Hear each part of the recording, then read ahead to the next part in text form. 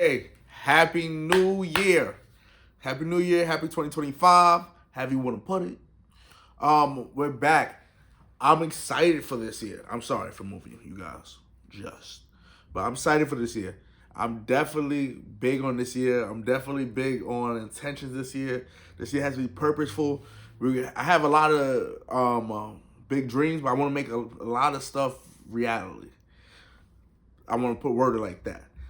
So definitely, I want to start this off with our goals for the year, and then we're gonna get into the content because we got a big week this year. Start off with a bang, but this year I want to definitely start off with being consistent. So as far as me being consistent, I want to make sure I'm dropping as far as during seasons, weekly episodes. I want to be interactive. If anybody has any ideas or wants to come on, wants to call in or anything like that, I'm always open. So you guys definitely could tap in, call in, whatever you want to do. As far as two, I want to make sure that I'm being present and I'm being in the element. So I told myself for each season, I need to make sure I'm going to 5 basketball games, whether that is college basketball, NBA. So I will be picking up on the basketball content as you will see as well, and you have to catch that stuff on YouTube because each of the stuff I will be posting in private different videos of that you'll be catching on YouTube. I also be posting YouTube shorts. During baseball season, I always am at 5 to 10 games, but I want to make sure I hold myself to it. I'm gonna make sure I'm hold myself to being in the street ball element. Some of you guys that know me outside of the YouTube know that I am in it. That I am into the street ball element. I'm gonna make sure I'm out there too, giving you guys some of that feel that some of you guys that are not from the city, some of you guys that are not from New York at all, some of you guys that are just meeting me online and trying to get a hold of the New York hold, and I'm gonna try to give you as much as possible. And we're gonna just try to do everything. I want to eventually see how I could get into these suites and front row seats and stuff like that. I want to take it there eventually. But this year, I want to make sure we're just present in the element first, and then we'll get there.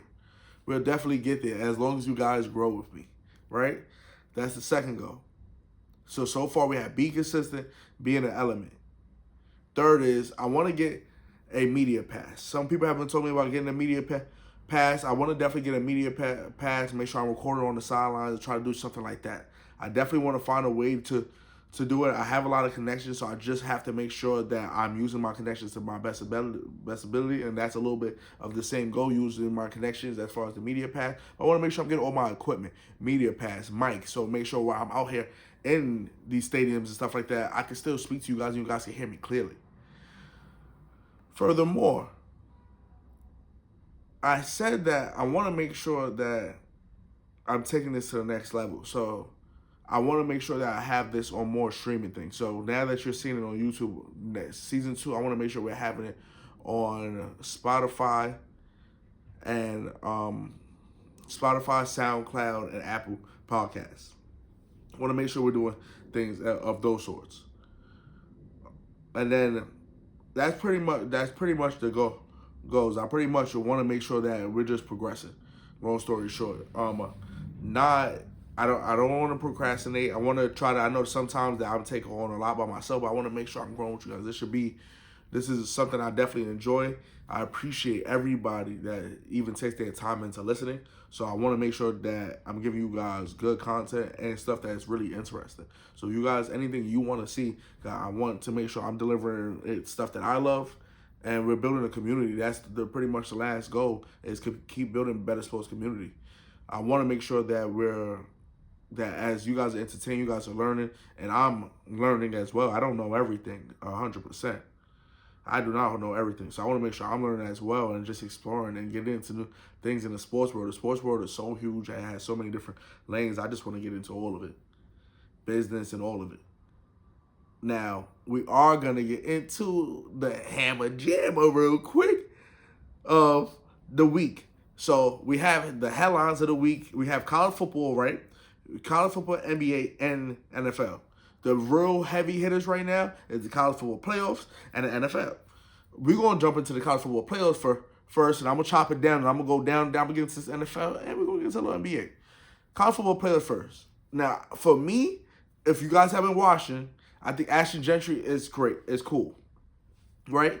He's a good running back definitely. I wonder how much of him as a running back, or the heavy usage of carries that he gets will actually happen in the NFL. That's one.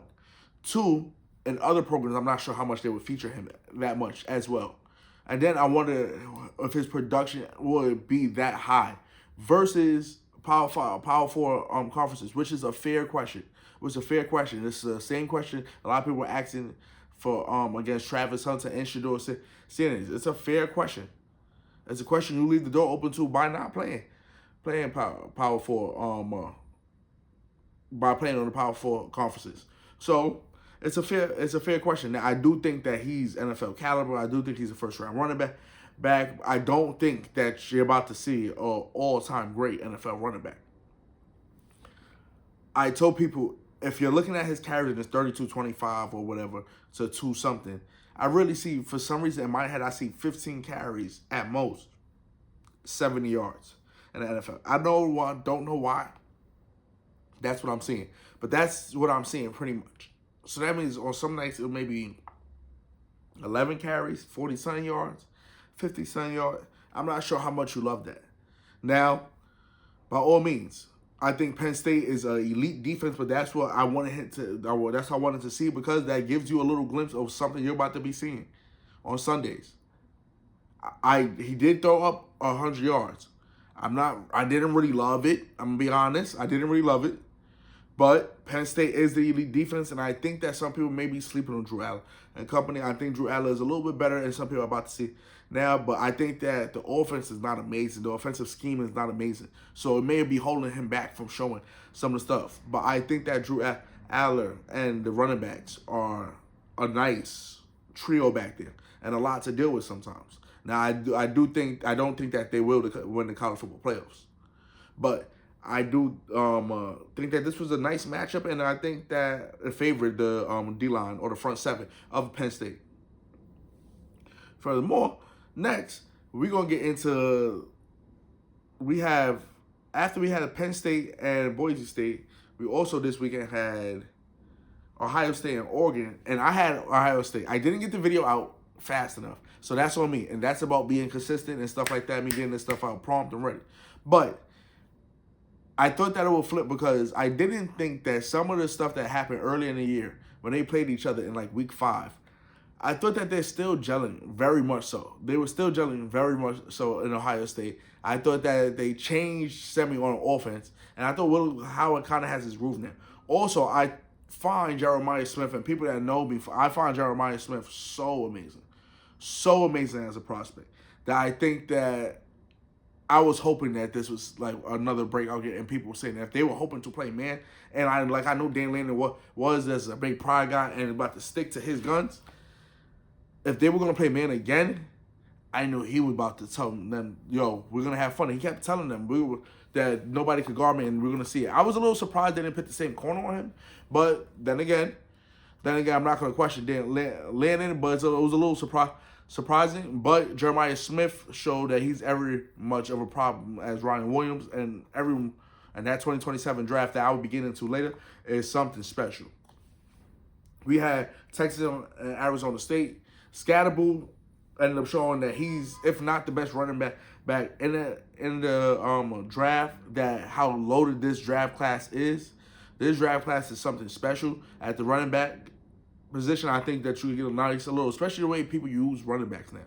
Now, running back by committee, you can get a nice little, a lot of people are going to get a nice couple gadgets and stuff like that to plug into their offenses and stuff.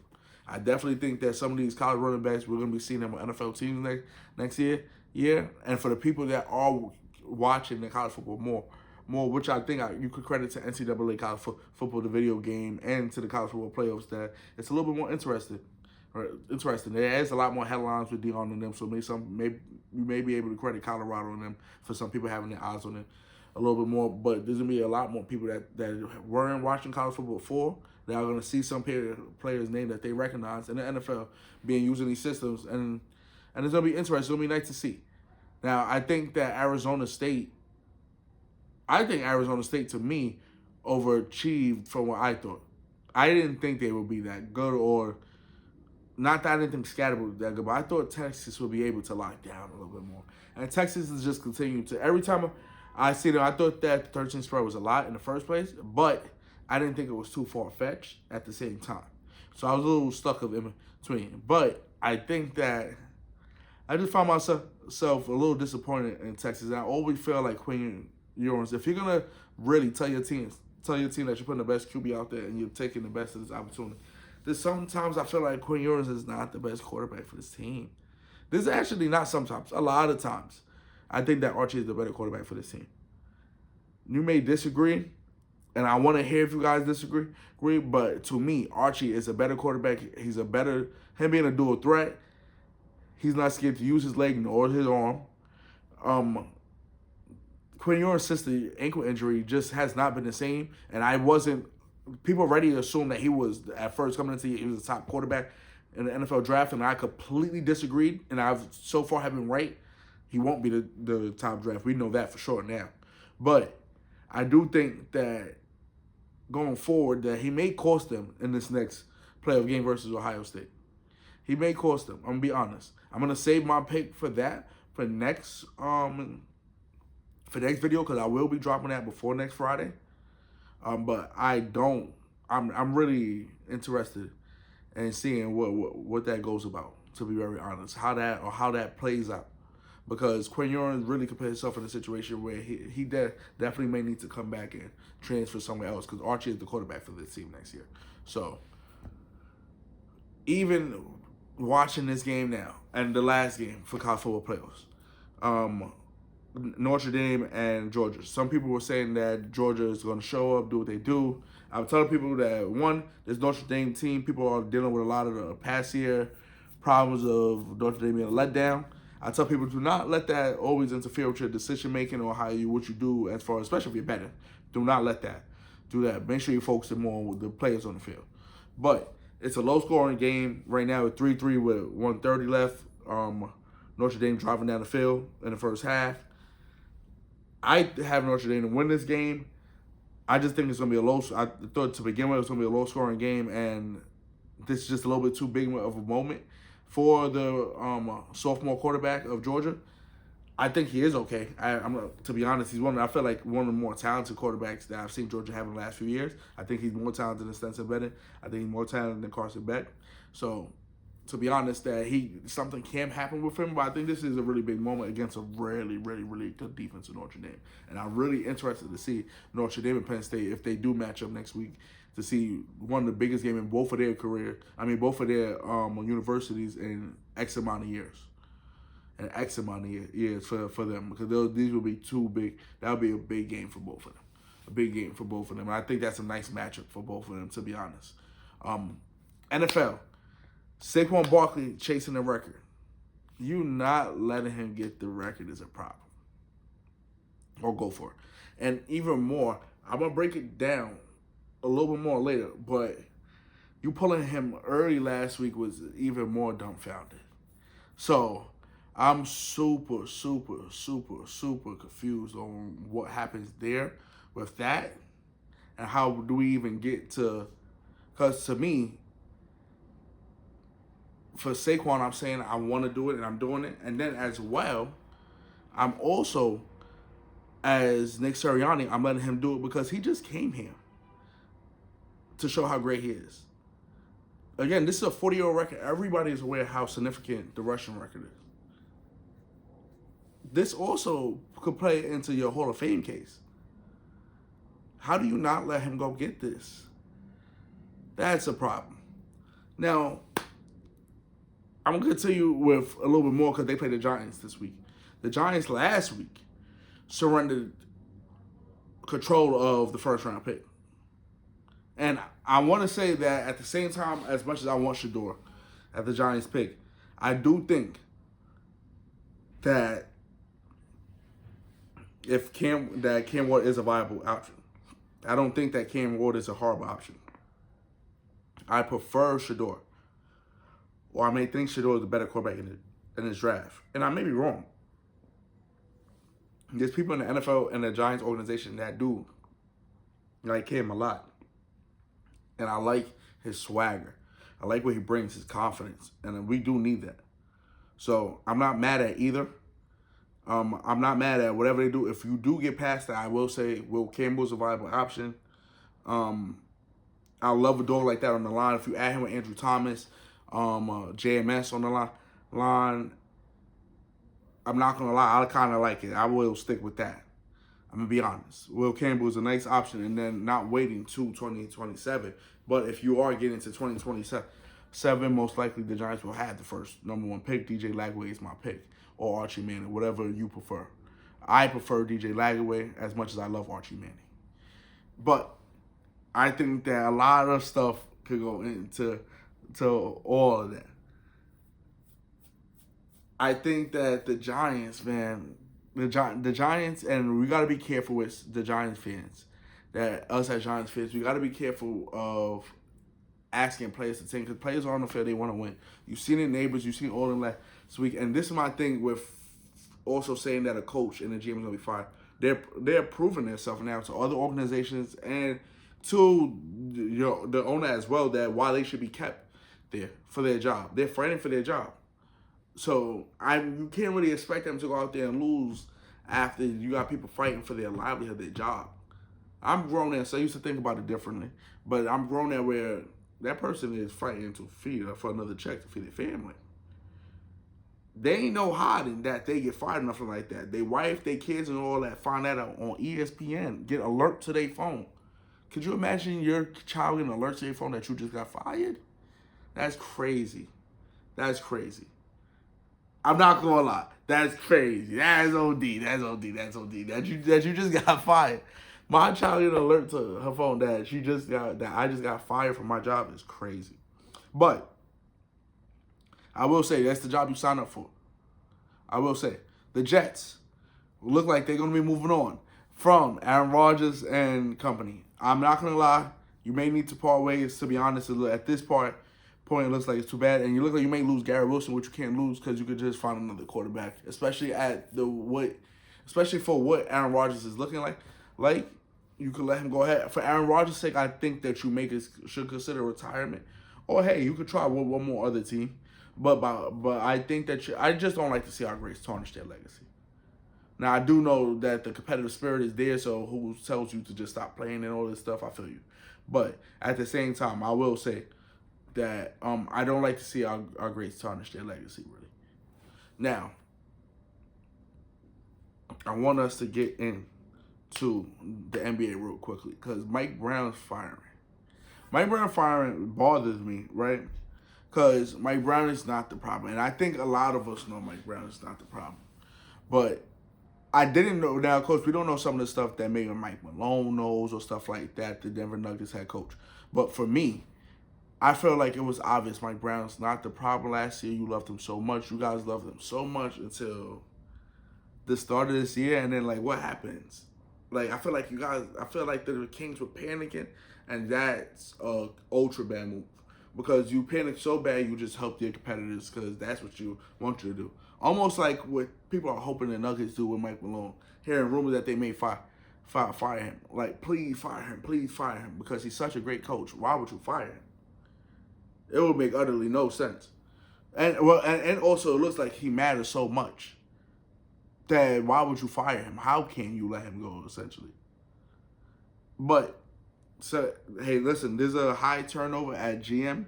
There's a high turnover in coaches a lot of time because these people don't always know what they're doing.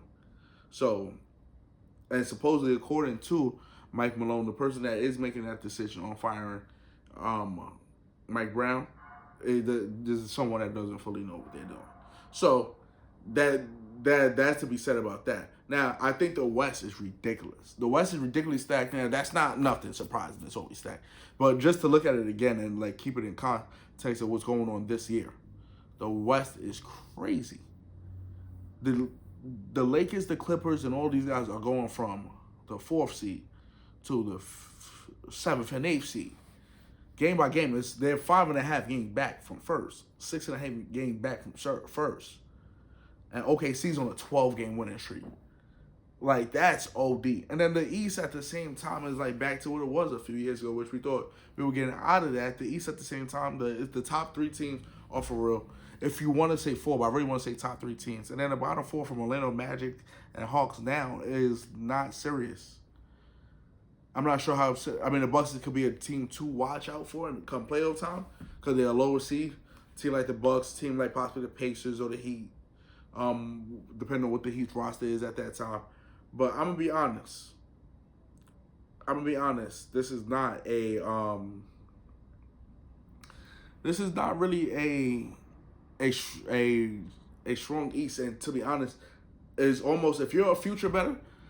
To me, and I'm not a Celtics fan. People know I'm not a Boston lover. This is when you go put money on the Celtics because there's not a clear-cut favorite out the West to me. Whether you can say OKC or not, but I'm not sure if they're a clear-cut favorite out the West. That you're 100% sure they're coming out the West and beating everybody and come if you like them in all their matchups. But I do think that the Celtics are the clear favorite in the East, and if they could just get to the finals. And you know that they're going to get to the finals, you could take your chances with your money with them in the finals. I want to get into the other segments quickly. We're going to call it. And I'm going to call it. I'm going to call it that 2027 NFL draft class may be the best draft class of all time. It definitely will be one of the best draft classes of all time. The prospects they have in that draft is ridiculous. From DJ Lagway, Archie Manning has now said that he may need to start 2 years before he comes out. So that's going to end up being a 2 quarterback draft that now should have 1 first round pick. I mean, 2 quarterback. That's already 2 quarterbacks that could be the number 1 pick. You have 2 wide receivers that could be the number 1, the number 1 pick. I'm sorry, and